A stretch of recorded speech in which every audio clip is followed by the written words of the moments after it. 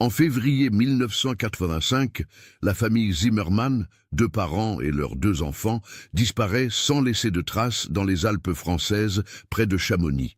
Klaus, Ingrid, Hans et Greta étaient des montagnards expérimentés qui connaissaient parfaitement ces sommets. Ils ne prenaient jamais de risques inutiles. Pourtant, en une matinée, ils se sont évaporés comme s'ils n'avaient jamais existé. Pendant 35 ans, leur disparition reste un mystère total. Aucun corps, aucun équipement, aucune trace. Jusqu'à ce qu'en 2020, des alpinistes découvrent dans un refuge abandonné une carte topographique cachée dans une fissure du mur. Cette carte, annotée en allemand et en français, révélera une vérité si troublante qu'elle expliquera non seulement le sort de la famille Zimmermann, mais aussi l'un des secrets les plus sombres de l'après-guerre dans les Alpes françaises. Comment une famille de touristes innocents s'est-elle retrouvée au cœur d'un complot criminel qui durait depuis 40 ans? Avant de continuer avec cette histoire perturbante, si vous appréciez les cas mystérieux réels comme celui-ci, abonnez-vous à la chaîne et activez les notifications pour ne manquer aucun nouveau cas. Maintenant, découvrons comment tout a commencé. La vallée de Chamonix, en 1985, était déjà une destination touristique renommée, mais elle conservait encore ce charme authentique d'avant la commercialisation massive. Les Alpes françaises attiraient chaque hiver des milliers de familles européennes, particulièrement allemandes, pour qui les sports d'hiver représentaient une tradition séculaire. La région de Haute-Savoie, avec ses pics enneigés culminant à plus de 4000 mètres d'altitude, offrait des paysages spectaculaires, mais aussi des dangers réels pour les imprudents. Les glaciers, les crevasses et les avalanches faisaient régulièrement des victimes parmi les touristes mal préparés ou trop téméraires. Klaus Zimmermann, ingénieur de 45 ans, originaire de Munich, avait découvert Chamonix lors de son service militaire dans les années 1960. À l'époque, jeune soldat de la Bundeswehr, il avait participé à des exercices d'entraînement en montagne dans les Alpes bavaroises, qui lui avaient donné le goût de l'alpinisme. Depuis son premier séjour à Chamonix en 1971, il y amenait sa famille chaque février, pendant les vacances scolaires bavaroises. Ces séjours étaient devenus une tradition familiale incontournable, un rituel annuel qui marquait l'hiver des Zimmermann. Sa femme, Ingrid, professeure de géographie de 42 ans dans un lycée de Munich, partageait cette passion pour la montagne. Elle avait grandi dans les Alpes bavaroises, près de Garmisch-Partenkirchen, et connaissait les règles de sécurité en montagne depuis l'enfance. C'était une femme méthodique et prudente, qui planifiait minutieusement chaque excursion en fonction des conditions météorologiques et des capacités physiques de ses enfants. Elle parlait un français correct, acquis pendant ses études universitaires, et se sentait parfaitement à l'aise lors de leur séjour à Chamonix. Leurs enfants, Hans, âgé de 14 ans, et Greta, de 10 ans, avaient littéralement grandi sur les skis. Klaus leur avait appris les rudiments de l'alpinisme dès leur plus jeune âge, en commençant par des randonnées faciles dans les Alpes bavaroises, avant de les emmener progressivement vers des terrains plus techniques à Chamonix. Hans, l'aîné, montrait déjà une véritable passion pour la montagne et rêvait de devenir guide professionnel. Greta, plus prudente et observatrice, préférait la photographie de paysages et collectionnait les cartes postales de chaque région visitée. Pour les Zimmermann, ces séjours annuels à Chamonix représentaient bien plus que de simples vacances sportives. C'était un retour aux sources dans cette nature majestueuse qui les ressourçait loin du stress de la vie urbaine munichoise. Klaus, qui travaillait comme ingénieur en chef chez BMW, trouvait dans ces semaines de montagne l'équilibre nécessaire pour supporter la pression de son travail. Ingrid, confrontée quotidiennement aux problèmes d'adolescents difficiles dans son lycée, redécouvrait en montagne la complicité avec ses propres enfants. La famille avait ses habitudes bien établies à Chamonix. Ils descendaient toujours au même petit hôtel familial, le Chalet des Aiguilles, situé dans une rue calme, à quelques minutes du centre-ville. Cet établissement de 15 chambres était tenu par Madame Joséphine Blanc, une veuve de 65 ans qui les connaissait depuis 15 ans et les accueillait comme des membres de sa propre famille. Elle gardait toujours la même chambre familiale pour eux, au deuxième étage, avec vue sur le Mont Blanc, et préparait spécialement pour eux des petits déjeuners copieux adaptés aux efforts de montagne qu'il prévoyait. Klaus parlait un français correct, teinté d'un accent bavarois que Madame Blanc trouvait charmant.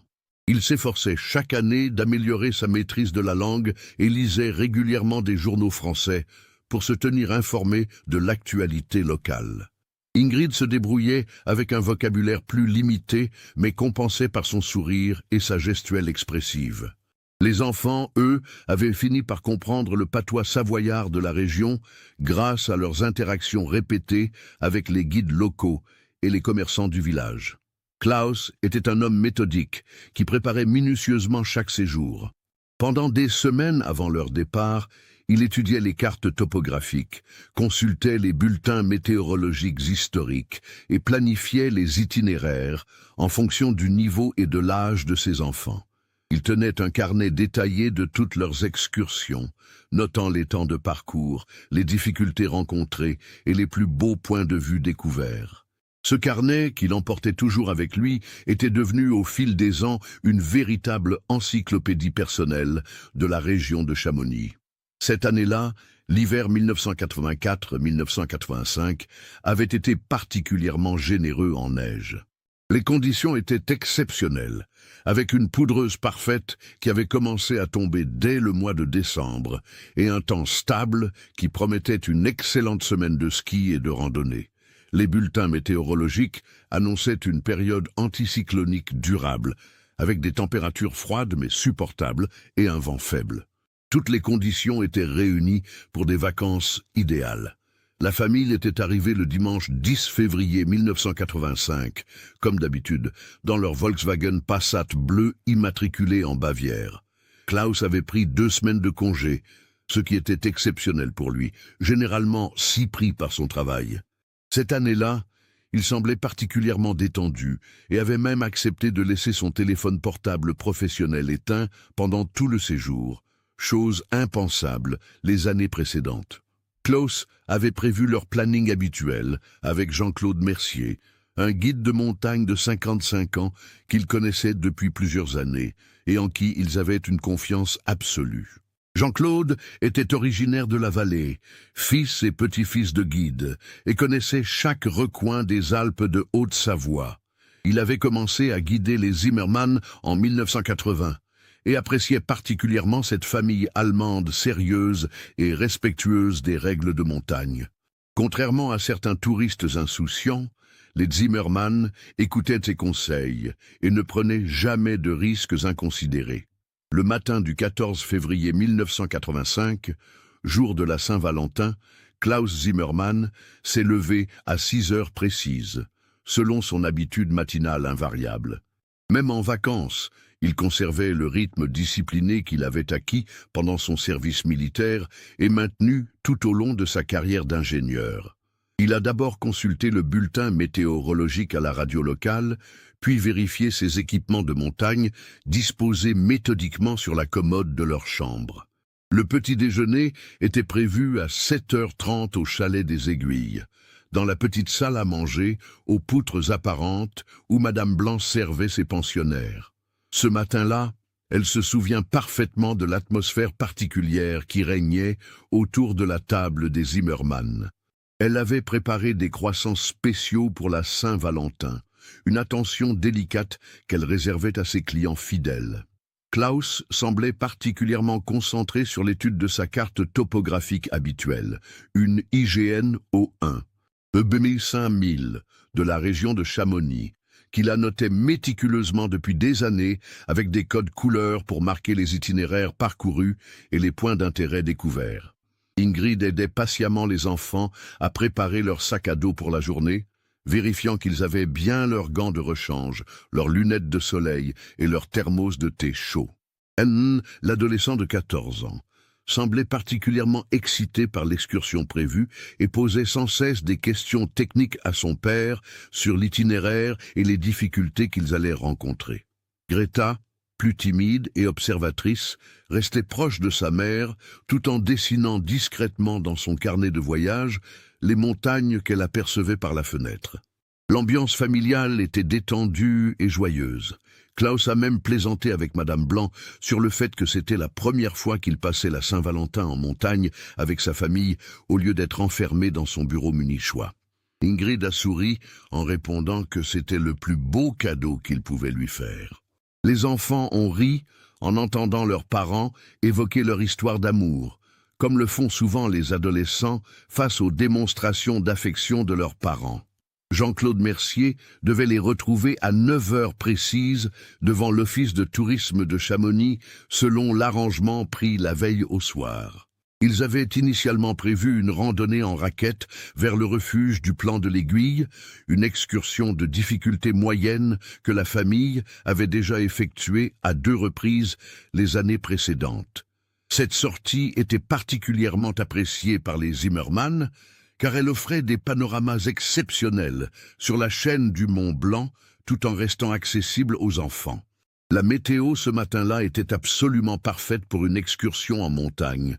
Le ciel était d'un bleu limpide, sans le moindre nuage. La température affichait -8 degrés Celsius, idéal pour la marche en altitude, et le vent était pratiquement inexistant. La neige, tombé abondamment les jours précédents, avait créé des conditions exceptionnelles, avec une poudreuse immaculée qui scintillait sous les premiers rayons du soleil.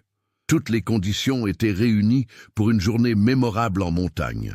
À 8h45, Klaus a réglé méticuleusement la note de l'hôtel pour les nuits suivantes, selon son habitude de tout organiser à l'avance pour éviter les complications de dernière minute.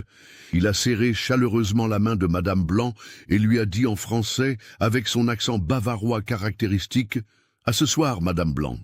Nous reviendrons pour le dîner avec de belles photos à vous montrer. » Cette phrase, Madame Blanc s'en souviendra toute sa vie, car ce furent les derniers mots qu'elle entendit de Klaus Zimmermann. Ingrid a embrassé affectueusement la propriétaire sur les 2 joues, un geste qu'elle répétait chaque matin et qui témoignait de la relation quasi familiale qui s'était développée au fil des années entre les Zimmermann et leur hôtesse. Elle a remercié Madame Blanc pour les croissants spéciaux et a promis de lui rapporter de l'Edelweiss si elle en trouvait pendant leur randonnée. Les enfants ont salué poliment en français. Hans, avec l'assurance de son âge, et Greta avec la timidité qui la caractérisait face aux adultes. La famille a quitté le chalet des Aiguilles à 8h50 précises, leur sac à dos parfaitement équipé et leurs raquettes à neige sanglées sur les côtés.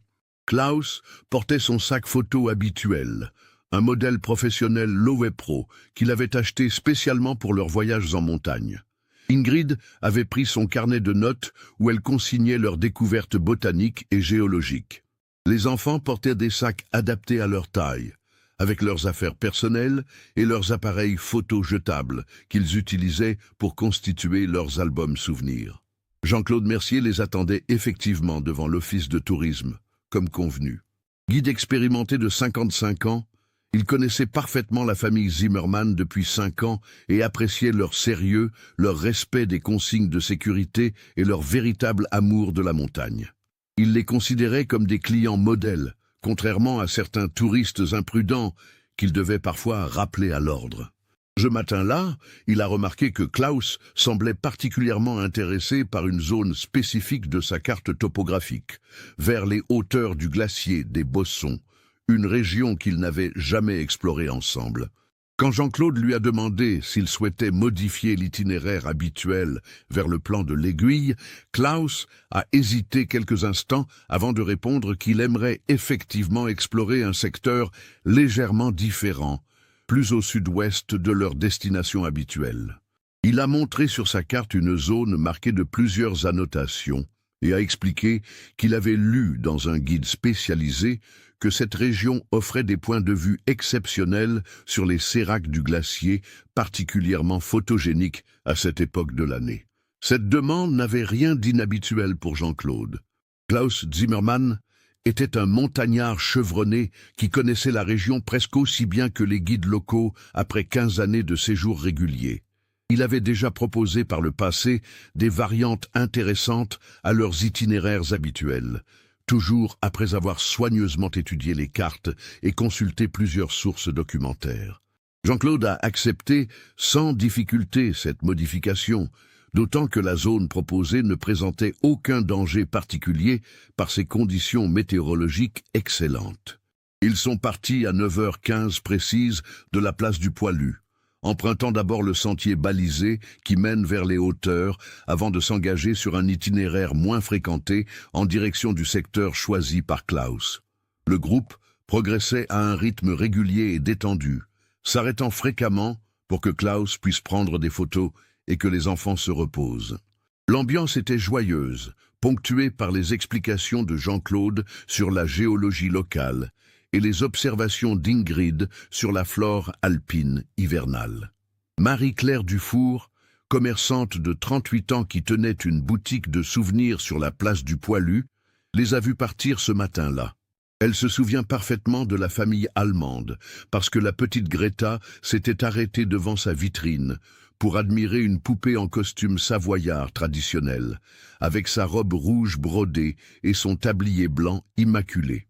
Klaus avait promis tendrement à sa fille de la lui acheter au retour de leur excursion, en récompense de sa sage conduite pendant les vacances. Greta avait sautillé de joie et avait même demandé à sa mère de photographier la poupée pour ne pas l'oublier. C'est le dernier témoignage authentique de personnes ayant vu la famille Zimmermann vivante et en sécurité. Après 9h15 ce matin du 14 février 1985, Klaus, Ingrid, Hans et Greta ont disparu sans laisser la moindre trace, comme aspirés par la montagne elle-même. Pendant 35 ans, leur sort restera un mystère total qui hantera la vallée de Chamonix et marquera à vie tous ceux qui les avaient connus. Quand la famille Zimmermann n'est pas rentrée pour le dîner à 19h au chalet des Aiguilles, Madame Joséphine Blanc a d'abord pensé qu'ils avaient simplement prolongé leur excursion pour profiter des conditions exceptionnelles. Ce n'était pas inhabituel pour des montagnards expérimentés de rentrer un peu plus tard que prévu, surtout par une si belle journée. Cependant, à 20h, quand la nuit est complètement tombée sans qu'il donne signe de vie, elle a commencé à s'inquiéter sérieusement. Klaus Zimmermann était un homme d'une ponctualité exemplaire, presque maniaque. En 15 années de séjour régulier, il n'avait jamais été en retard pour un repas sans avoir prévenu à l'avance.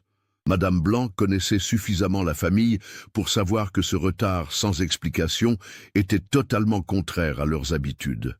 À 20h30, elle a décidé de téléphoner au bureau des guides de Chamonix pour essayer de joindre Jean-Claude Mercier et s'enquérir de la situation. Personne ne répondait au bureau des guides, ce qui était normal à cette heure tardive. Elle a alors tenté de joindre Jean-Claude chez lui, mais là non plus, personne ne décrochait le téléphone. Cette absence de réponse l'a encore plus inquiété car Jean-Claude était généralement très disponible pour rassurer les familles de ses clients en cas de retard imprévu. À 21h, après avoir hésité pour ne pas déranger inutilement les autorités, elle a finalement pris la décision de contacter la gendarmerie de Chamonix. Le capitaine Alain Vernet, responsable du poste de gendarmerie depuis 8 ans, connaissait parfaitement ce type de situation. Chaque hiver, des touristes se perdaient temporairement ou étaient retardés en montagne pour diverses raisons. Changements météorologiques soudains, blessures bénignes, panne d'équipement ou simple sous-estimation des temps de parcours. La plupart du temps, ces disparitions se résolvaient naturellement et les personnes concernées réapparaissaient le lendemain matin, un peu confuses et fatiguées mais parfaitement indemnes. Cependant, plusieurs éléments dans le témoignage de Madame Blanc ont incité le capitaine Vernet à prendre cette affaire au sérieux dès le premier soir. D'abord, l'expérience reconnue de la famille Zimmermann en montagne et leur connaissance approfondie de la région après 15 années de séjour régulier. Ensuite, la réputation irréprochable de Jean-Claude Mercier, guide professionnel depuis plus de 25 ans, sans le moindre incident grave à son actif. Enfin, les conditions météorologiques parfaites de cette journée qui ne justifiaient aucun retard imprévu. Les premières vérifications de routine ont été effectuées dans la soirée même. Le capitaine Vernet a fait contrôler tous les refuges gardés de la région pour s'assurer que la famille ne s'y était pas arrêtée pour la nuit. Il a également contacté les services de secours en montagne pour vérifier qu'aucun appel de détresse n'avait été capté par les balises de surveillance. Toutes ces vérifications se sont révélées négatives, confirmant que les Zimmermann semblaient réellement avoir disparu sans laisser de traces. Les recherches officielles ont commencé à l'aube du 15 février 1985, dès que les conditions de visibilité ont permis l'intervention des équipes spécialisées. Le peloton de gendarmerie de haute montagne de Chamonix, unité d'élite composée de 12 hommes expérimentés et spécialement formés au secours en milieu alpin, a été mobilisé dans son intégralité. Cette unité, créée en 1958, était reconnue pour son efficacité et sa parfaite connaissance du terrain local.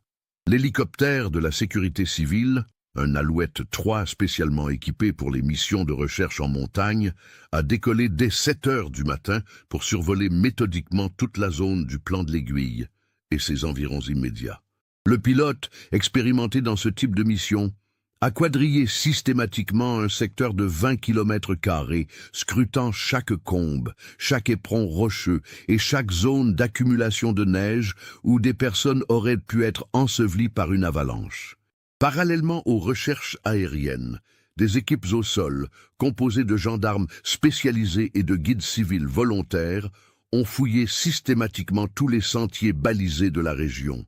Ils ont inspecté minutieusement tous les refuges gardés et non gardés, toutes les cabanes de bergers et tous les abris naturels où une famille pourrait s'être réfugiée en cas de problème.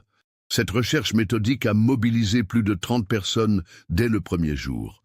Le premier jour de recherche, malgré l'engagement de moyens considérables et les conditions météorologiques favorables qui permettaient une visibilité excellente, n'a donné absolument aucun résultat. Aucune trace de passage récent n'a été détectée en dehors des sentiers habituels. Aucun équipement abandonné, aucun vestige de campement improvisé, aucun signe de lutte ou d'accident. C'était comme si 5 personnes s'étaient littéralement volatilisées dans la nature alpine. Cette absence totale d'indices a profondément perturbé les sauveteurs expérimentés. Dans leur pratique professionnelle, ils retrouvaient généralement des traces, même minimes, du passage des personnes recherchées. Empreintes dans la neige, branches cassées, équipements perdus ou abandonnés. L'absence complète de tout indice suggérait soit un accident majeur dans une zone très isolée, soit des circonstances exceptionnelles qui sortaient du cadre habituel des interventions de secours en montagne. Le capitaine Vernet a pris la décision d'élargir considérablement le périmètre de recherche et de faire appel à des renforts spécialisés. Il a contacté les unités de secours en montagne de Grenoble et d'Annecy pour obtenir des guides civils supplémentaires et des équipements de détection plus sophistiqués. Il a également alerté les postes de gendarmerie des vallées voisines pour qu'ils vérifient que la famille n'avait pas dérivé vers d'autres secteurs. Le consulat allemand de Lyon s'est manifesté dès le 3e jour de recherche, alerté par la famille de Klaus Zimmermann qui s'inquiétait de ne recevoir aucune nouvelle de leurs proches. Les Zimmermann avaient l'habitude d'appeler régulièrement Munich pendant leurs vacances pour donner de leurs nouvelles, et cette absence de contact avait rapidement alarmé leurs proches. Le consul allemand Herr Friedrich Schmidt a proposé l'assistance de spécialistes allemands en secours montagnard si les autorités françaises l'acceptaient. Wolfgang Zimmermann, frère cadet de Klaus et également ingénieur chez BMW, est arrivé à Chamonix le 17 février 1985 pour participer personnellement aux recherches. Cet homme de 42 ans, physiquement très ressemblant à son frère, était bouleversé par la disparition de la famille, mais conservait suffisamment de sang-froid pour apporter une aide concrète aux enquêteurs. Il a fourni des photos récentes de chaque membre de la famille et des détails précieux sur leurs habitudes, leurs compétences et leurs équipements. Wolfgang connaissait parfaitement les capacités alpines de son frère aîné. Klaus était un montagnard expérimenté qui avait gravi plusieurs sommets de plus de 4000 mètres dans les Alpes suisses et autrichiennes. Il était capable de s'orienter parfaitement avec une carte et une boussole, même par mauvais temps. Il connaissait les signes avant-coureurs des avalanches et respectait scrupuleusement les règles de sécurité. Qu'il se soit perdu avec sa famille dans une région qu'il connaissait parfaitement paraissait absolument inimaginable à Wolfgang. Les recherches se sont considérablement intensifiées avec l'arrivée de renforts spécialisés venus de toute la région Rhône-Alpes. L'unité cynophile de la gendarmerie de Grenoble est arrivée avec 6 chiens dressés spécialement pour la recherche de personnes ensevelies sous la neige. Ces animaux, principalement des bergers allemands et des labradors, étaient capables de détecter une présence humaine sous plusieurs mètres de neige grâce à leur odorat exceptionnellement développé. Des spéléologues expérimentés de la Fédération française de spéléologie ont exploré méthodiquement toutes les grottes et cavités naturelles connues dans un rayon de 25 km autour de Chamonix. Ces spécialistes connaissaient parfaitement le réseau souterrain des Alpes et possédaient l'équipement technique nécessaire pour explorer les zones les plus difficiles d'accès. Leur intervention visait à vérifier l'hypothèse selon laquelle la famille aurait pu se réfugier dans une grotte et y être bloquée par un éboulement. Des plongeurs professionnels de la gendarmerie ont même sondé tous les lacs non gelés de la vallée et les sections de torrents où la glace était suffisamment mince pour permettre une chute accidentelle. Cette intervention, techniquement très délicate en raison des températures hivernales, était justifiée par la nécessité d'explorer toutes les hypothèses possibles, même les plus improbables. Au bout d'une semaine de recherches intensives, malgré la mobilisation de plus de 50 personnes qualifiées et l'utilisation de tous les moyens techniques disponibles en 1985, aucun indice concret n'avait été découvert. Cette situation était totalement exceptionnelle dans l'expérience des sauveteurs alpins. Même les accidents les plus dramatiques laissaient généralement des traces exploitables pour les enquêteurs. Le capitaine Vernet a été contraint d'admettre que l'affaire Zimmermann sortait du cadre habituel des disparitions en montagne. Il a pris la décision de faire appel au service spécialisé de la police judiciaire d'Annecy pour envisager d'autres hypothèses que l'accident de montagne. Cette escalade dans les moyens d'investigation marquait un tournant dans l'enquête et suggérait que les autorités commençaient à soupçonner des circonstances exceptionnelles. L'enquête judiciaire approfondie menée par les inspecteurs de la police judiciaire a révélé que la famille Zimmermann ne présentait aucun des profils habituels de disparition volontaire. Klaus avait un emploi stable et bien rémunéré chez BMW, avec des perspectives de promotion à court terme. Ingrid était appréciée dans son lycée et venait d'être nommée coordinatrice pédagogique pour la rentrée suivante. Les enfants étaient scolarisés normalement, avaient de bons résultats et n'affichaient aucun signe de mal-être ou de difficultés familiales. L'analyse de leurs comptes bancaires, effectuée avec l'autorisation du consulat allemand, n'a révélé aucun mouvement suspect ou inhabituel. Klaus n'avait contracté aucune dette importante, n'avait effectué aucun retrait d'argent exceptionnel et n'avait souscrit aucune assurance vie suspecte avant leur départ en vacances. Leur passeport n'avait été utilisé nulle part depuis leur entrée en France le 10 février 1985. L'enquête de voisinage menée à Munich par la police allemande, en coopération avec les autorités françaises, a confirmé que les Zimmermann menaient une vie familiale parfaitement normale. Leurs voisins, leurs collègues et les professeurs des enfants les décrivaient comme une famille unie, sans problèmes apparents et très attachés à leur tradition de vacances en montagne. Aucun témoin n'avait remarqué de changement de comportement ou de signes d'inquiétude particulière avant leur départ pour Chamonix. Les mois suivants, puis les années qui ont suivi, ont vu l'affaire Zimmermann sombrer progressivement dans l'oubli administratif et médiatique. Le dossier d'enquête est resté officiellement ouvert, comme c'est la règle en France pour toutes les disparitions non élucidées, mais plus personne n'y travaillait activement. Les gendarmes responsables du dossier changeaient au gré des mutations, emportant avec eux une part de la mémoire institutionnelle de cette affaire exceptionnelle. Wolfgang Zimmermann revenait religieusement chaque année à Chamonix au mois de février, toujours à la même date du 14, espérant contre tout espoir qu'une nouvelle piste émergerait ou que quelqu'un se manifesterait avec des informations nouvelles. Ces pèlerinages annuels étaient devenus pour lui une obsession douloureuse, mais nécessaire. Il ne pouvait se résoudre à abandonner la recherche de son frère et de sa famille, même face à l'évidence croissante que leur corps ne serait probablement jamais retrouvé. Madame Joséphine Blanc, profondément marquée par cette tragédie, gardait symboliquement leur chambre disponible pendant les 3 premiers jours de chaque mois de février, au cas où un miracle se produirait. Elle avait conservé précieusement tous les effets personnels que la famille avait laissés dans leur chambre. Quelques vêtements de rechange, des livres de montagne en allemand, des souvenirs collectés les années précédentes, et même le carnet de voyage de Greta avec ses dessins naïfs des sommets alpins. Marie-Claire Dufour, la commerçante qui avait vu la famille pour la dernière fois, gardait dans sa réserve la poupée en costume savoyard que la petite Greta avait tant admirée.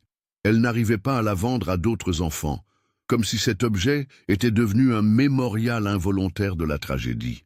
Chaque fois qu'elle la voyait, elle repensait au sourire radieux de Greta et à la promesse de son père de la lui acheter au retour de leur excursion. Au fil du temps, même les plus obstinés ont fini par accepter que la montagne avait gardé ses secrets, comme elle le fait parfois avec une cruauté implacable. Les Alpes ont englouti d'innombrables alpinistes au cours de l'histoire, et certains corps ne sont jamais retrouvés, disparaissant à jamais dans les crevasses profondes des glaciers ou sous les avalanches qui remodèlent constamment le paysage montagnard. En 1995, exactement 10 ans après la disparition, Wolfgang Zimmermann a organisé et financé une dernière tentative de recherches approfondies avec des moyens technologiques plus modernes que ceux disponibles en 1985. Des détecteurs de métaux de nouvelle génération ont passé minutieusement au crible les zones les plus probables. Des géologues spécialisés dans la nivologie ont analysé rétrospectivement les risques d'avalanche pour cette période précise de février 1985, en tenant compte des conditions météorologiques exactes et de l'accumulation de neige de cet hiver particulier. Cette campagne de recherche de 1995 a bénéficié de l'assistance de spéléologues équipés de matériel vidéo miniaturisé, capables d'explorer les fissures les plus étroites et les plus profondes du terrain calcaire des Alpes. Des plongeurs expérimentés ont sondé avec des équipements sous-marins perfectionné tous les lacs de montagne et les sections profondes des torrents, en utilisant des détecteurs sonars capables de localiser des objets métalliques sous l'eau. Malgré ces moyens considérablement renforcés et une motivation intacte de tous les participants, cette dernière campagne n'a donné aucun résultat concret. Aucune trace, aucun équipement, aucun indice nouveau n'a été découvert. Cette absence persistante de preuves a finalement convaincu Wolfgang lui-même que sa famille était probablement morte dans des circonstances qui rendraient leur corps à jamais inaccessible aux recherches humaines. Le dossier a été officiellement classé sans suite en 1998, 13 ans après la disparition, avec la mention administrative « disparition accidentelle en montagne, circonstances indéterminées ». Cette formulation bureaucratique cachait mal la frustration des enquêteurs face à leur incapacité à élucider une affaire qui avait mobilisé des moyens exceptionnels et marqué profondément tous ceux qui y avaient participé. Wolfgang Zimmermann est décédé en 2010 d'un cancer du poumon, emportant avec lui l'espoir familial de connaître un jour la vérité sur le sort de son frère. Ses obsèques à Munich ont rassemblé de nombreux anciens collègues de Klaus chez BMW, témoignant que la mémoire de la famille disparue restait vivace dans l'entourage professionnel et amical des victimes. Wolfgang avait légué une partie de sa fortune à une association allemande de secours en montagne, en mémoire de Klaus, Ingrid, Hans et Greta. Madame Joséphine Blanc a fermé définitivement son petit hôtel en 2005, à l'âge de 85 ans, fatiguée par les contraintes administratives croissantes du secteur hôtelier et affaiblie par l'arthrose qui limitait ses mouvements. Elle s'est éteinte paisiblement en 2015, à l'âge de 95 ans, dans la maison de retraite de Salanches, où elle avait fini ses jours. Jusqu'à sa mort, Elle a gardé une photo de la famille Zimmermann sur sa table de chevet, comme un talisman personnel et un témoignage de fidélité à leur mémoire. Le capitaine Alain Vernet a pris sa retraite en 2000, après une carrière exemplaire de 35 ans dans la gendarmerie. Cet homme méticuleux et consciencieux gardait l'affaire Zimmermann comme l'une de ses principales frustrations professionnelles. L'échec qui avait marqué sa carrière par ailleurs remarquable. Dans ses mémoires privées qu'il a rédigées pour ses petits-enfants, il a consacré un chapitre entier à cette enquête, reconnaissant humblement que certains mystères dépassent les capacités humaines d'investigation. Mais la montagne, elle, n'oublie jamais les secrets qu'elle abrite. Les glaciers conservent dans leur profondeur glacée les traces de tous ceux qui ont disparu dans leurs crevasses, et parfois, après des décennies, ils restituent ce qu'ils ont avalé. Les refuges abandonnés gardent dans leurs murs de pierre les échos des drames qui se sont joués autour d'eux, et il arrive que des découvertes fortuites révèlent des vérités que l'on croyait à jamais perdues. En juillet 2020, soit 35 ans après la disparition des Zimmermann, Luc Berger, guide de haute montagne de 34 ans spécialisé dans l'alpinisme technique, explorait avec 2 clients expérimentés un refuge abandonné dans la zone reculée du col du Midi, à environ 8 km au sud-ouest du plan de l'Aiguille. Cette région isolée, accessible seulement aux alpinistes les plus aguerris, était rarement fréquentée par les touristes ordinaires en raison de sa difficulté technique et de son éloignement des sentiers balisés. Ce refuge particulier, construit dans les années 1960 par le club alpin français, avait été fermé officiellement au public en 1995 à cause de problèmes structurels liés à l'instabilité progressive de la construction. Les murs de pierre sèche se disjoignaient sous l'effet du gel et du dégel répété, et la toiture commençait à s'affaisser dangereusement.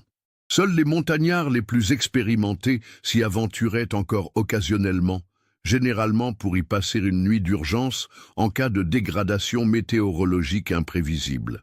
Ce jour de juillet 2020, Luc Berger guidait 2 alpinistes suisses, Dr Andreas Hubert et son fils Thomas, pour une traversée technique de 3 jours dans les Alpes de Haute-Savoie. Ces clients réguliers de Luc, qui l'accompagnaient depuis plusieurs années, étaient des montagnards accomplis qui recherchaient des itinéraires difficiles et peu fréquentés, loin de l'alpinisme commercial des voies classiques. Le refuge du col du Midi constituait une étape logique dans leur progression vers les sommets plus techniques de la région. En arrivant au refuge vers 15 heures, après 6 heures de marche depuis leur point de départ, Luc cherchait un abri temporaire pour permettre à ses clients fatigués de se reposer avant la dernière partie de l'ascension. La température extérieure, malgré la saison estivale, restait fraîche à cette altitude de 2800 mètres, et un vent persistant rendait l'attente à l'extérieur inconfortable pour des personnes fatiguées. En examinant l'état général du refuge pour s'assurer de sa sécurité avant d'y faire entrer ses clients, Luc a remarqué que l'une des planches de bois du mur nord semblait légèrement décellée de sa position normale. En tant que guide professionnel responsable de la sécurité de ses clients, il connaissait parfaitement l'importance de signaler aux autorités compétentes toute dégradation observée dans les infrastructures de montagne, même abandonnées. Cette attention particulière aux détails faisait partie de la formation rigoureuse que tous les guides de haute montagne reçoivent concernant la maintenance préventive des équipements et des abris d'altitude. Luc s'est approché de cette planche suspecte pour évaluer précisément l'ampleur du problème et déterminer s'il représentait un danger immédiat pour la stabilité de l'ensemble de la construction. En examinant la planche de plus près, il a découvert qu'elle ne s'était pas simplement descellée par usure naturelle, mais qu'elle dissimulait en réalité une fissure naturelle dans la paroi rocheuse sur laquelle le refuge avait été construit. Cette fissure, d'environ 15 cm de largeur à son ouverture, s'enfonçait profondément dans la roche calcaire typique de cette région des Alpes. Sa curiosité professionnelle, aiguisée par des années d'exploration de terrains montagnards, l'a poussé à éclairer l'intérieur de cette fissure avec sa lampe frontale LED haute performance. Au fond de cette cavité naturelle, à environ 50 cm de profondeur et légèrement sur la droite, quelque chose reflétait faiblement la lumière artificielle. L'objet brillant était partiellement visible, mais semblait coincé dans un rétrécissement de la fissure. Avec les précautions d'usage et en utilisant son piolet comme levier d'extraction, Luc a soigneusement dégagé cet objet mystérieux. Il s'agissait d'un paquet rectangulaire soigneusement emballé dans du plastique étanche, de qualité professionnelle, du type utilisé par les militaires ou les explorateurs pour protéger leurs documents des intempéries. Le plastique, malgré les décennies passées dans cette cache improvisée, avait parfaitement résisté à l'humidité alpine et conservait son étanchéité. À l'intérieur de cette protection imperméable, Luc a découvert une carte topographique IGN de la région de Chamonix, identique aux cartes officielles utilisées par tous les montagnards et randonneurs de la région. Mais cette carte particulière était loin d'être ordinaire. Elle portait de nombreuses annotations manuscrites rédigées dans deux langues distinctes, l'allemand et le français. Les annotations étaient de qualité et d'âge différents. Certaines notes étaient écrites au crayon à papier, d'une écriture soignée et méthodique qui évoquait la formation d'ingénieur. D'autres commentaires étaient rédigés à l'encre bleue, dans une calligraphie différente qui trahissait une origine francophone. Des croix rouges marquaient des emplacements précis sur la carte, reliées entre elles par des flèches directionnelles et accompagnées de dates et d'heures notées avec une précision quasi militaire. Dans le coin supérieur droit de la carte, une écriture particulièrement soignée avait inscrit une mention troublante. Familie Zimmermann, Februar 1935. Wenn etwas passiert, diese Karte den französischen Behörden übergeben. Famille Zimmermann, février 1935. Si quelque chose arrive, remettre cette carte aux autorités françaises. Cette inscription était suivie d'une adresse à Munich et d'un numéro de téléphone allemand. Luc Berger, originaire de la vallée de Chamonix et guide professionnel depuis 12 ans, connaissait parfaitement l'histoire locale et les légendes urbaines de la région. Le nom de Zimmermann lui était immédiatement familier. Cette famille allemande, disparue en 1985, était devenue l'une des énigmes les plus durables de Chamonix. Une histoire que tous les guides de la vallée se racontaient entre eux et que les anciens évoquaient encore régulièrement dans les cafés du village. Cette découverte extraordinaire représentait potentiellement la première preuve tangible liée à la disparition des Zimmermann depuis 35 ans. Luc comprenait instinctivement l'importance historique et judiciaire de ce qu'il tenait entre ses mains. Cette carte annotée constituait manifestement un message posthume laissé par Klaus Zimmermann, un témoignage de dernière volonté qui suggérait que la famille avait anticipé un danger suffisamment grave pour prendre cette précaution exceptionnelle. De retour à Chamonix le lendemain de sa découverte, Luc Berger s'est rendu directement au poste de gendarmerie sans même passer chez lui pour se changer ou se reposer après sa course en montagne. L'urgence qu'il ressentait était proportionnelle à l'importance qu'il accordait à sa découverte. Il savait qu'après 35 années d'enquête infructueuse, chaque jour de retard pourrait compromettre l'exploitation optimale de cet indice inespéré. Le lieutenant Sarah Martinez, responsable du poste de gendarmerie de Chamonix depuis sa nomination en 2018, était une jeune officière de 32 ans, diplômée de l'école des officiers de la gendarmerie nationale de Melun. Originaire des Pyrénées, elle avait demandé sa mutation en Haute-Savoie par passion pour la montagne et les sports alpins. Contrairement à ses prédécesseurs, elle n'avait jamais entendu parler de l'affaire Zimmermann, cette tragédie appartenant à une époque antérieure à sa carrière professionnelle. Cependant, l'ancienneté du dossier et l'authenticité apparente de la carte présentée par Luc Berger ont immédiatement convaincu le lieutenant Martinez de la nécessité de rouvrir cette enquête classée. Son expérience récente des techniques modernes d'investigation lui permettait d'envisager des approches analytiques qui n'existaient pas en 1985. Elle a pris la décision de traiter cette découverte avec tous les moyens techniques actuellement disponibles. Sa première initiative a été de contacter les services d'archives départementales de Haute-Savoie pour retrouver et numériser l'intégralité du dossier original de l'enquête Zimmermann. Ces archives, conservées selon les procédures légales françaises, contenaient tous les témoignages, rapports d'expertise et comptes rendus de recherche effectués entre 1985 et 1998. La numérisation de ces documents historiques permettrait leur exploitation par des logiciels modernes d'analyse criminalistique. Parallèlement, elle a fait appel à un expert en graphologie judiciaire de Lyon, maître François Dubois, spécialisé dans l'authentification d'écritures anciennes et l'analyse comparative de documents manuscrits. Cet expert, reconnu par les tribunaux français et européens, possédait l'expérience nécessaire pour déterminer l'authenticité des annotations allemandes portées sur la carte et les comparer avec des échantillons d'écriture de Klaus Zimmermann. L'analyse graphologique approfondie, menée selon les protocoles scientifiques les plus rigoureux, a formellement confirmé que les annotations allemandes de la carte correspondaient effectivement à l'écriture caractéristique de Klaus Zimmermann. Cette identification a été établie par comparaison avec des documents authentiques retrouvés dans les effets personnels conservés par Wolfgang Zimmermann, notamment son carnet de voyage des années précédentes et ses notes professionnelles chez BMW. Plus troublante encore, l'expertise graphologique a révélé que certaines annotations françaises avaient été ajoutées par une personne différente, quelqu'un qui maîtrisait parfaitement la langue française, mais dont les caractéristiques calligraphiques trahissaient une origine étrangère. L'expert a identifié des traits typiques de l'écriture d'une personne, de langue maternelle germanique, ayant appris le français de manière académique, probablement à l'âge adulte.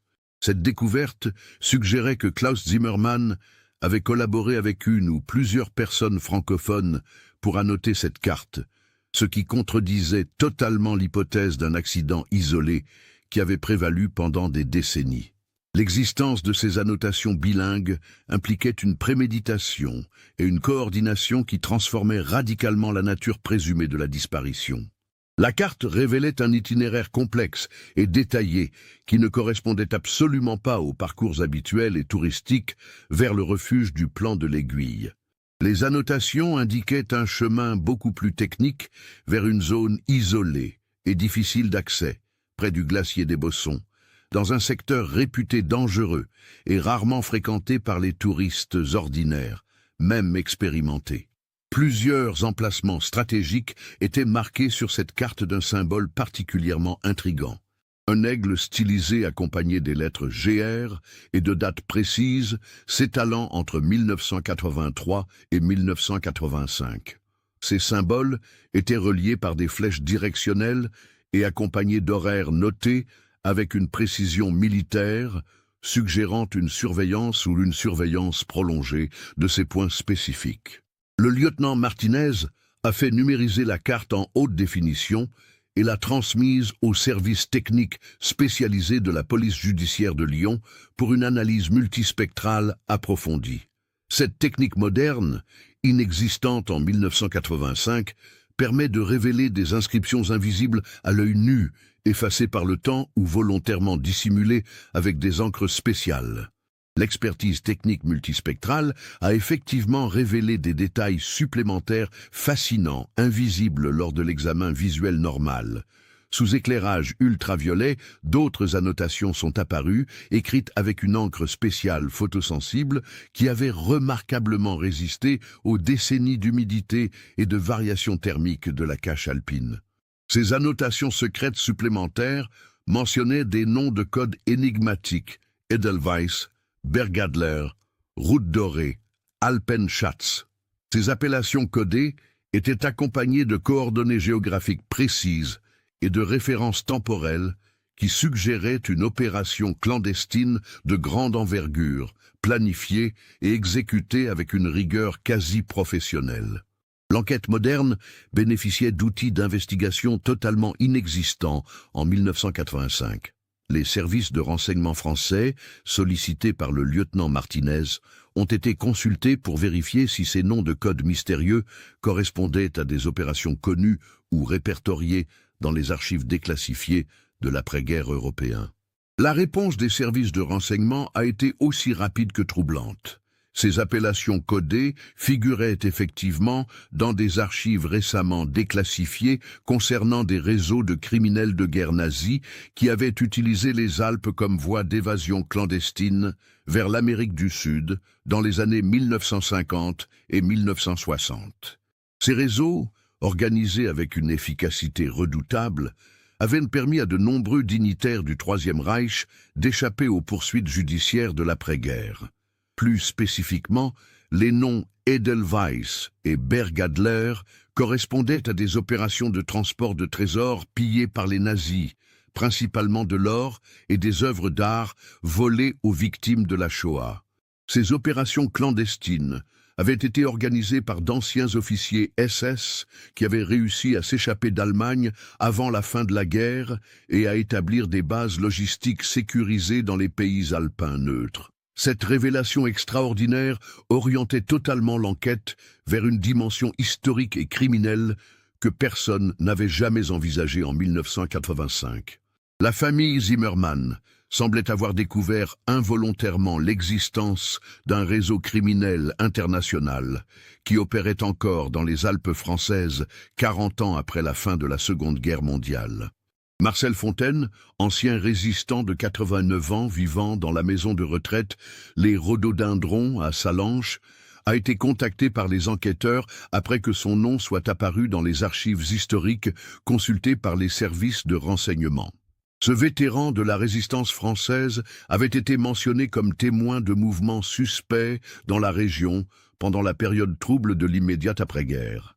Malgré son grand âge et une santé fragile, Marcel Fontaine conservait une mémoire remarquablement précise pour les événements de cette époque qui avaient marqué sa jeunesse de résistant. Ses souvenirs, d'une clarté saisissante, allaient révéler des éléments cruciaux pour comprendre le contexte dans lequel la famille Zimmermann avait tragiquement disparu. « Je me souviens parfaitement de cette période troublée », a confié Marcel au lieutenant Martinez lors de leur premier entretien dans le salon feutré de la maison de retraite.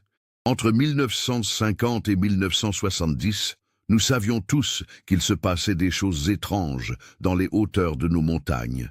Des hommes circulaient la nuit avec des allures militaires, mais habillés en civil. Ils parlaient allemand entre eux, mais ils présentaient des papiers suisses quand on les contrôlait. Marcel a poursuivi son témoignage avec des détails précis, qui démontraient la qualité exceptionnelle de sa mémoire. Nous, les anciens résistants, nous nous doutions fortement qu'il s'agissait d'anciens nazis qui organisaient leur fuite vers l'Amérique du Sud. Mais nous n'avions aucune preuve concrète, et les autorités de l'époque préféraient fermer les yeux sur ces activités. L'ambiance politique de la guerre froide poussait à oublier rapidement certains aspects du passé récent. L'ancien résistant a alors révélé un détail absolument crucial pour l'enquête moderne. Il y avait un homme en particulier, un certain Heinrich Weber, qui se faisait passer pour un négociant en horlogerie suisse installé à Genève. Cet individu venait très régulièrement à Chamonix depuis le milieu des années 1960, toujours en hiver, prétendument pour des affaires commerciales. Il parlait un français parfait, mais avec un accent que nous reconnaissions facilement. Marcel a précisé les circonstances suspectes entourant les activités de cet Heinrich Weber. Il louait systématiquement les services de guides locaux pour des expéditions vers des zones très isolées et difficiles d'accès, prétextant de la prospection géologique pour des investisseurs suisses. Mais nous savions tous que c'était un mensonge. Aucun géologue sérieux ne travaille en plein hiver dans des conditions aussi difficiles, et surtout pas dans des secteurs où il n'y a rien d'intéressant à découvrir.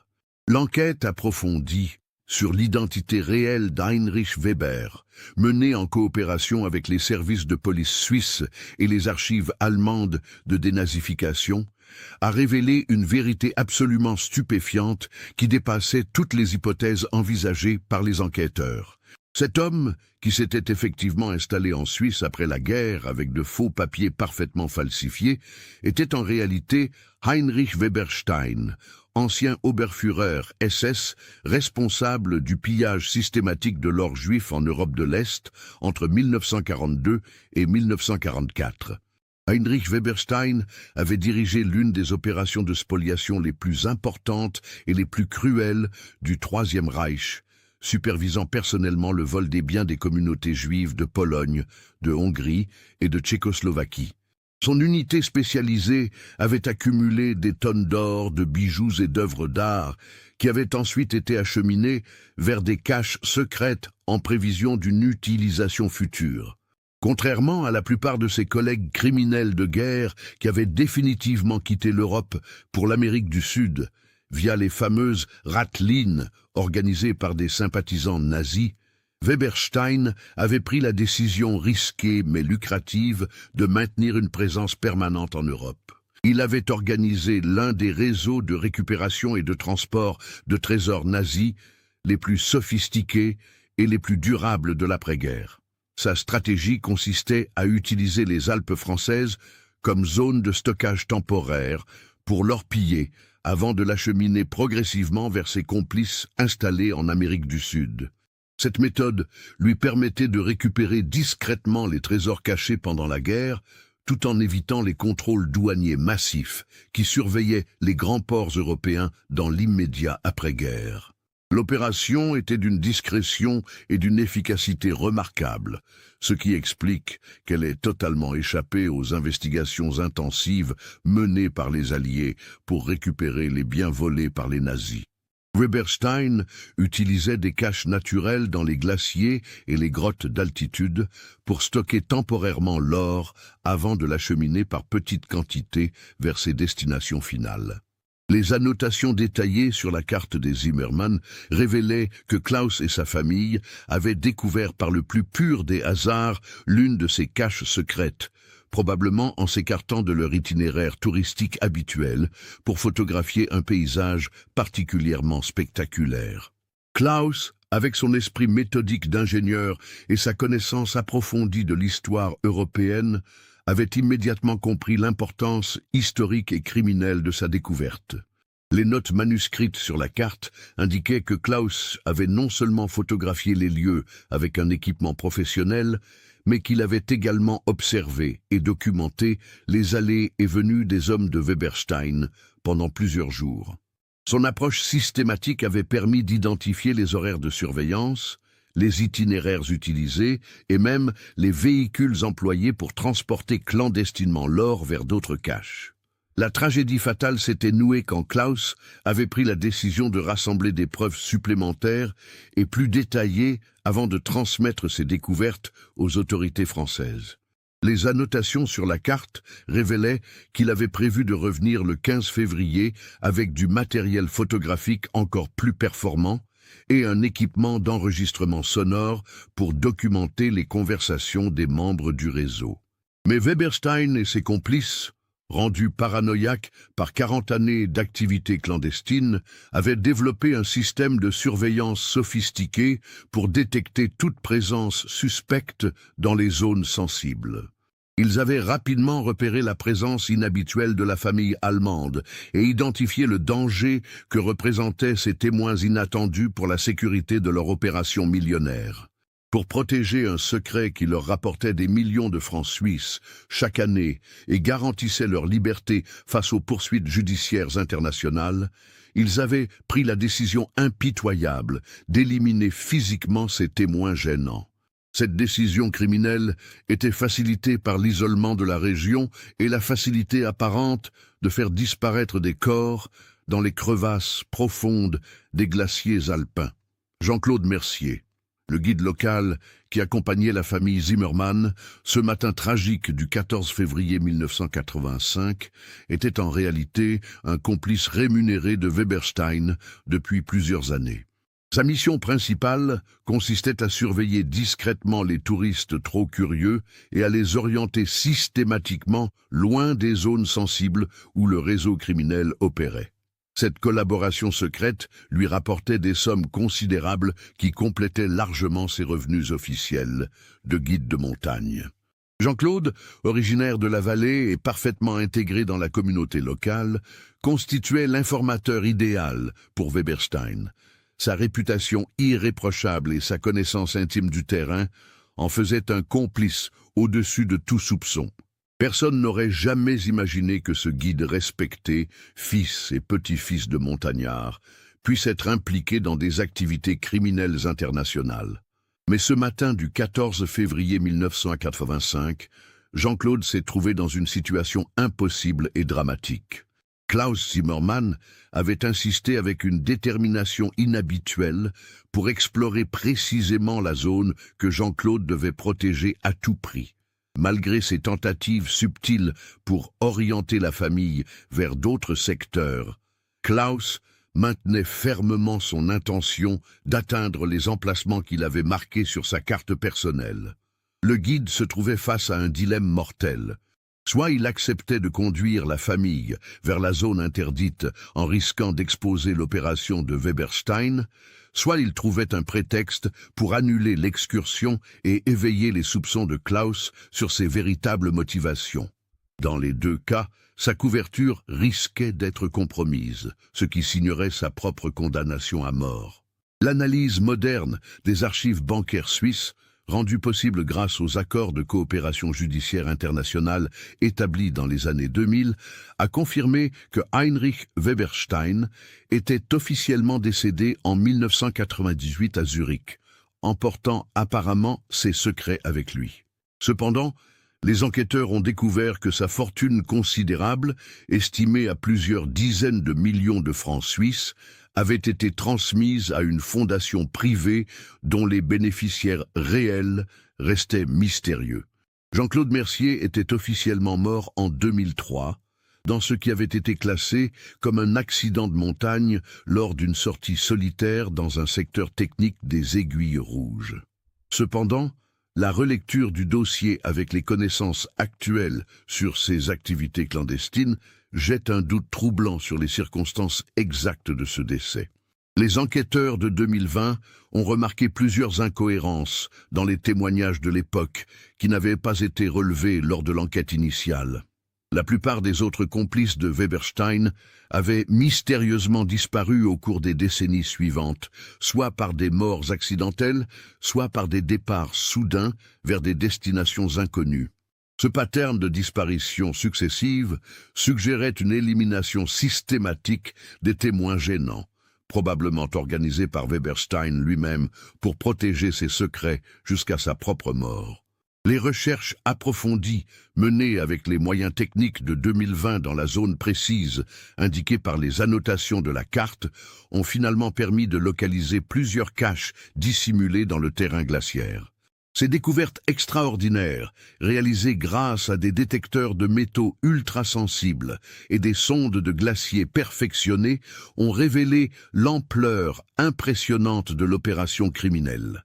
La cache principale, dissimulée dans une grotte naturelle protégée par un surplomb rocheux, contenait encore 18 lingots d'or marqués aux insignes officiels du Troisième Reich, ainsi que plusieurs kilogrammes de bijoux et de pièces de monnaie anciennes.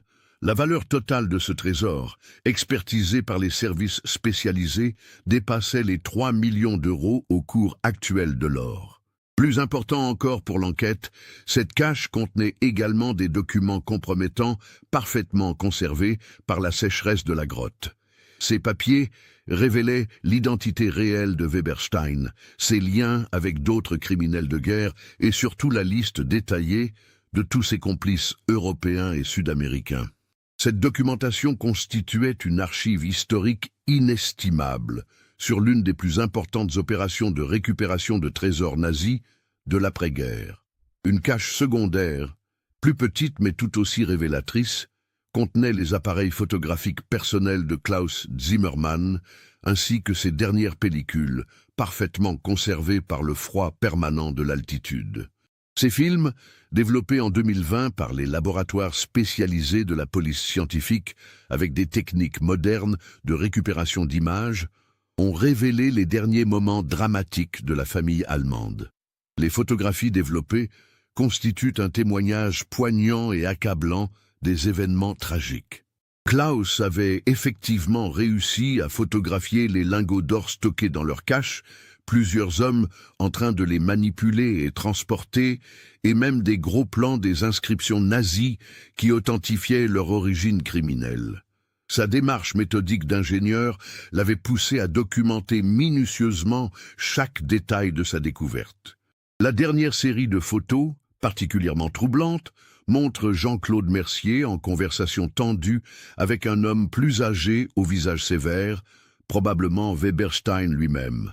L'expression faciale du guide trahit clairement qu'il venait de réaliser que la couverture de l'opération secrète était gravement compromise par la curiosité de ses clients allemands. On peut lire sur son visage la panique et la détresse d'un homme conscient que la situation lui échappait totalement. Sur la toute dernière photographie, prise vraisemblablement dans l'après-midi du 14 février, on distingue plusieurs hommes armés qui s'approchent du groupe familial. Cette image floue mais terriblement éloquente constitue le dernier témoignage visuel de Klaus Zimmermann et suggère que la famille avait compris le danger mortel qui les menaçait dans leurs derniers instants. Les corps de la famille Zimmermann n'ont jamais été retrouvés et ne le seront vraisemblablement jamais, malgré les recherches techniques modernes menées dans toute la région.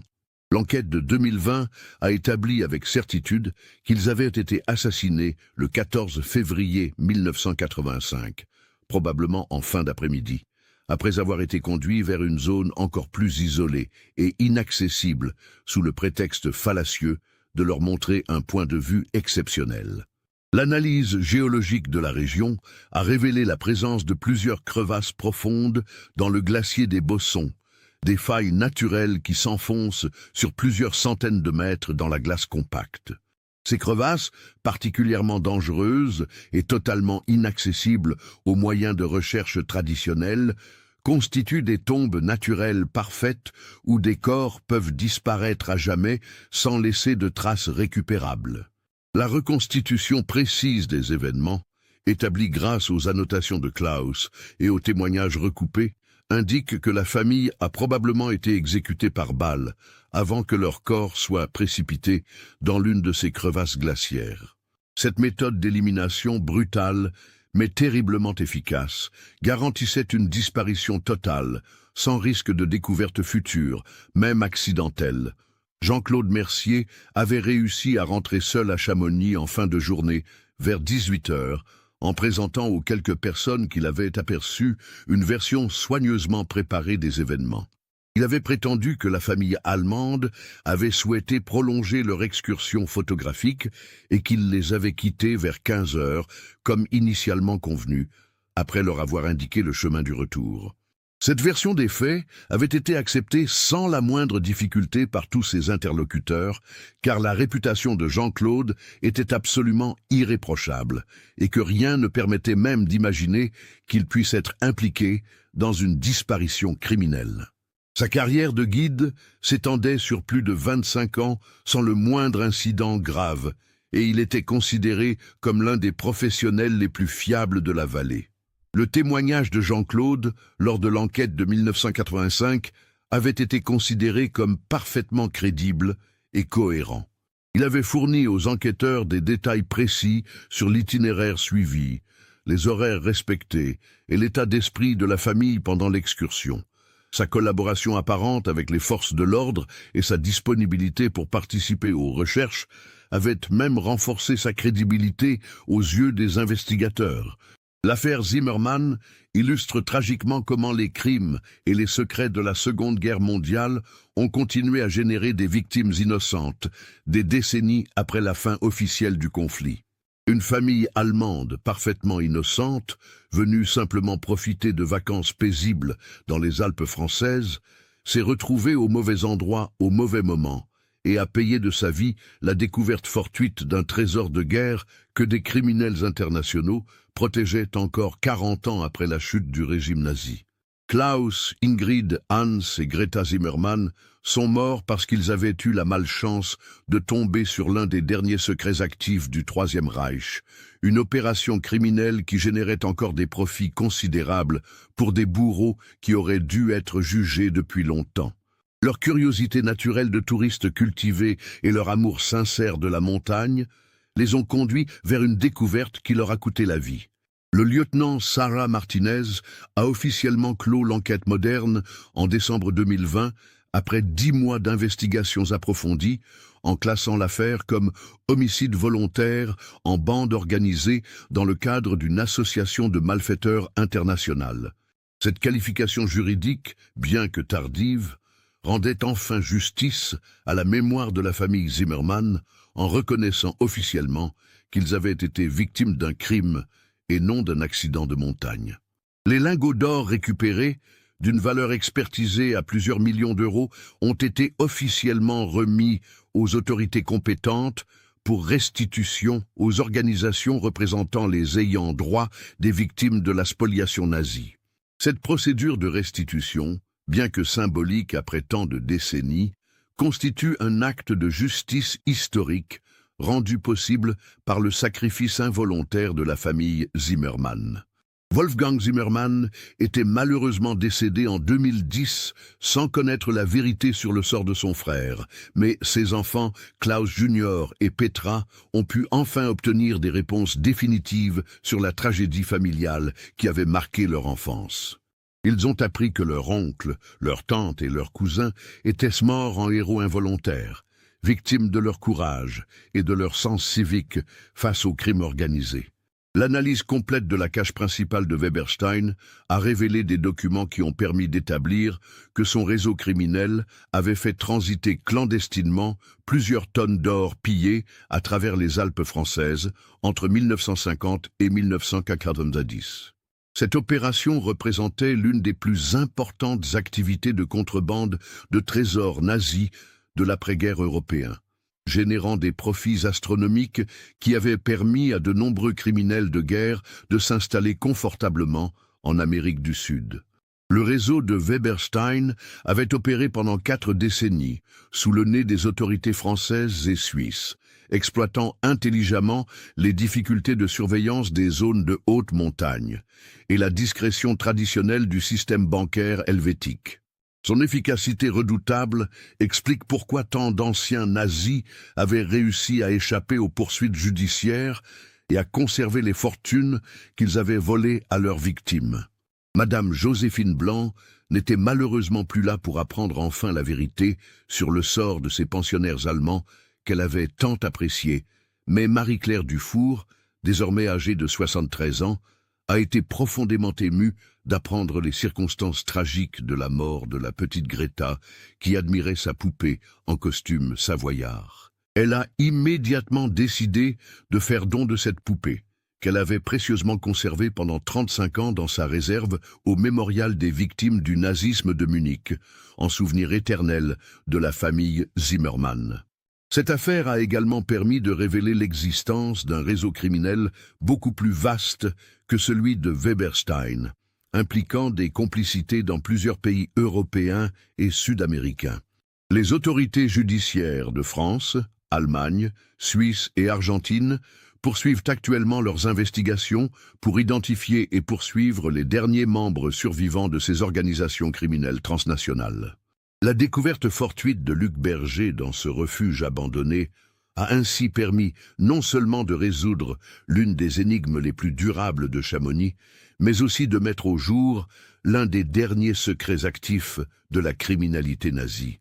Cette révélation tardive démontre que la justice, même différée de plusieurs décennies, peut encore triompher grâce à la persévérance des enquêteurs et au progrès technique de l'investigation moderne.